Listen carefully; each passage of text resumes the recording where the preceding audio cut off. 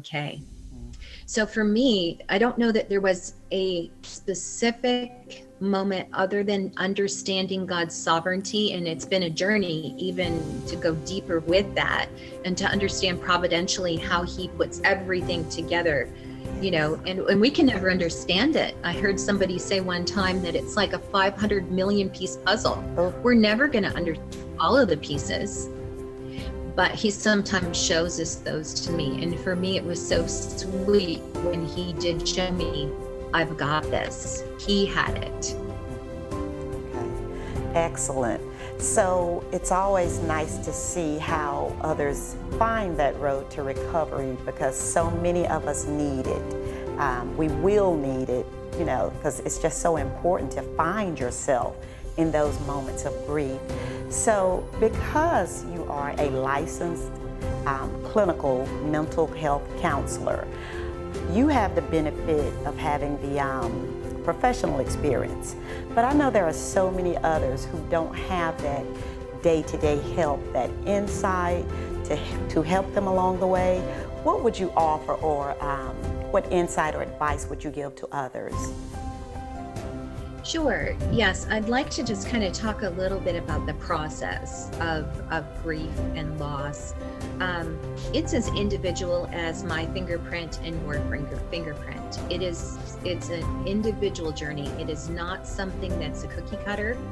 And so when we come to that, as counselors or as helpers or friends, we need to recognize that for each person, it's going to be different. And one of the things that I'd like to just share is that we really can't be advice givers. We need to be better listeners. So even as a friend, to just sit in the presence of another person's pain is a sacred, sacred place. And so that's what we do in counseling, is we share that space with them and validate the pain, because pain comes in many, many forms. Loss is not just by death. Loss comes through, I work with people who lose their pets. I work with people who lose their children to suicide. People who have to retire early because somebody says you're too old and we don't need you anymore.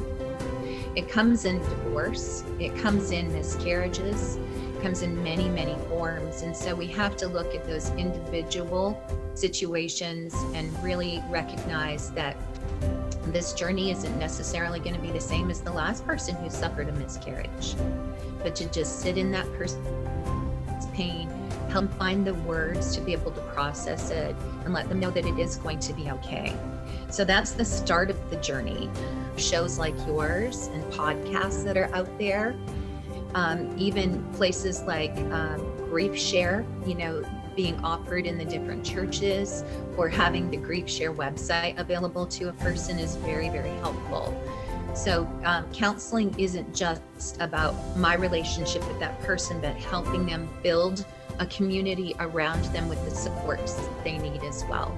So what we would do is we would explore that with that individual to see what they have available. A lot of times people will think they can't talk about it after they've talked about it for a while. They think nobody wants to hear this anymore. It makes them uncomfortable. And so counseling sometimes is that only place where they can talk about it, because they're feeling like they've worn everyone out. Unfortunately, sometimes that is the case depending on a person's support network. And so that would be something to think about as well.